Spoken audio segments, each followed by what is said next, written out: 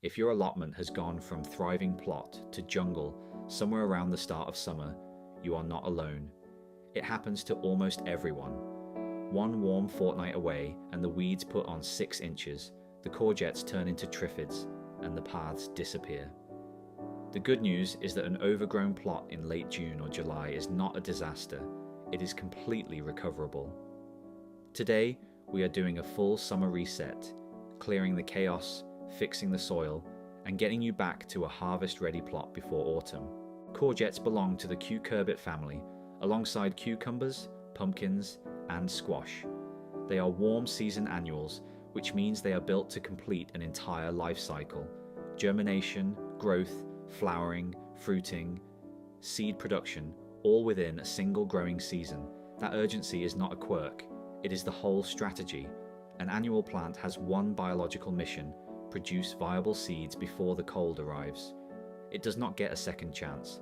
So courgettes are not being generous when they flood you with fruit. They are being desperate. Every courgette you pick is the plant's attempt to ripen seeds and disperse them before the season ends. Here is the critical detail. A courgette fruit left on the plant tells the plant that it has succeeded. Hormonal signal, particularly ethylene, travel through the plant's tissues and say, effectively, job done, slow down. But when you remove the fruit while it is still young, before those seeds have matured, the plant receives no such signal. It tries again, immediately, with even more urgency. This is why constant harvesting keeps production going. You are not tricking the plant. You are simply preventing it from believing it has finished. So why do courgettes get so catastrophically large when you miss one? Because seed development is the priority, and seeds need time, water, and space to develop.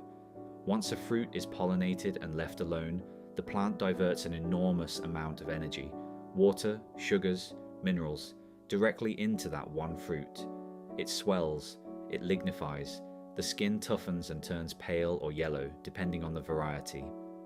What was a perfect 15-centimeter courgette on Monday becomes a marrow by Friday, and something closer to a small child by the following Monday. And while all that energy is going into the marrow you missed, the rest of the plant is doing very little else. New female flowers may open but receive less support. Existing small fruits slow their growth. The plant is committed. This is why experienced allotment holders check their courgette plants every 2 or 3 days without fail. Not once a week, every few days, because the window between perfect courgette and runaway marrow is genuinely small. There is another reason courgettes feel so uncontrollable, and it has nothing to do with speed. It is about how the plant grows. A courgette plant in full season is not one tidy stem. It is an expanding sprawl of enormous leaves, each one easily the size of a dinner plate, all radiating outward on thick, hollow stalks. The leaves are deliberately large because courgettes are sun-hungry. The bigger the leaf, the more photosynthesis, the more energy, the more fruit. But those same enormous leaves are what hide everything from you. A courgette fruit develops at the base of the leaf stem, tucked close to the crown of the plant. That is precisely where the leaves are densest, most overlapping, and most difficult to peer through without getting a face full of rough, hairy foliage. The plant is not hiding from you intentionally, but the geometry of its growth means young fruit is almost always in the most obscured part of the plant. To find everything, you genuinely need to lift individual leaves and look underneath. It is not optional, it is just part of growing courgettes. Here is something else that catches people out. Courgettes produce 2 completely different types of flower on the same plant. Male flowers open first, often a week or more before any female flowers appear. Male flowers sit on a plain, straight stalk. Female flowers sit on a tiny proto-fruit, a miniature courgette shape, right there at the base of the bloom. If you only have male flowers and no fruit setting, the plant is not failing. It is still calibrating. The female flowers will follow, but the reverse happens too. If female flowers are not being pollinated by bees, hoverflies, or other insects, the tiny proto-fruit yellows and drops off within a day or 2. That is not disease.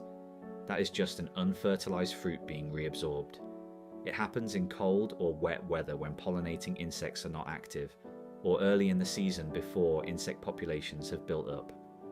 Some growers hand pollinate by taking a male flower, removing the petals, and gently pressing the pollen-covered stamen against the center of an open female flower.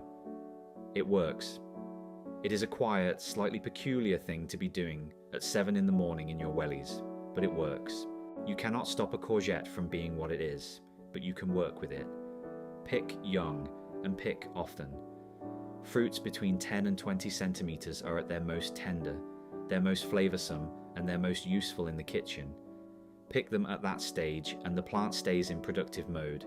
Let one go to marrow and you have handed the plant permission to ease off. Remove male flowers occasionally if the plant is putting out far more than you need. The plant will redirect that energy.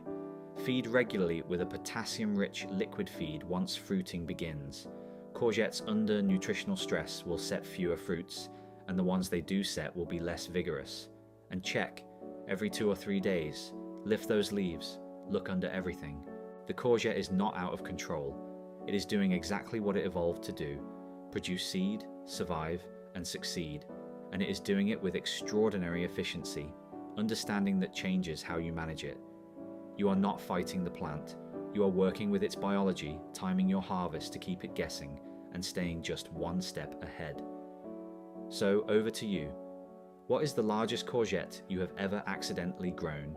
Leave the measurement in the comments, or better yet, a photograph. And if this helped you understand your plot a little better, subscribe to Grow Allot Studio. There is always more going on down on the allotment than meets the eye.